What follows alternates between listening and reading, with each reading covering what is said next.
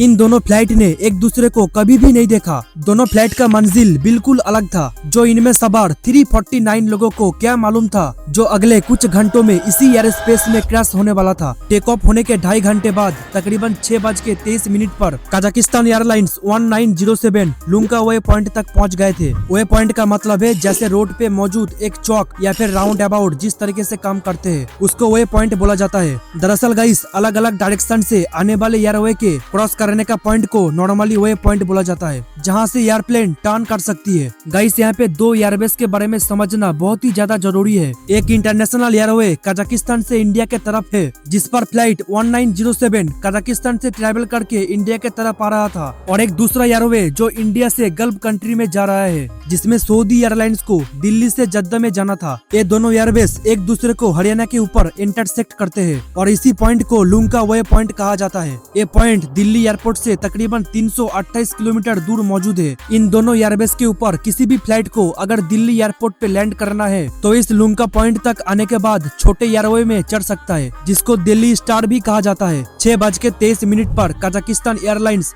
जब लुंका पॉइंट तक पहुंचे तब पायलट दिल्ली एटीसी से स्टार रूट में आने की परमिशन मांगा। उस टाइम पे प्लेन की हाइट तकरीबन 25,000 फीट थी और दिल्ली एटीसी उसको 22,000 फीट की परमिशन दे दिया। अब फ्लाइट 197 इंटरनेशनल एयरवे से उतरकर दिल्ली स्टार पर चढ़ गई और अपना एल्टीट्यूड मेंटेन कर रहा था।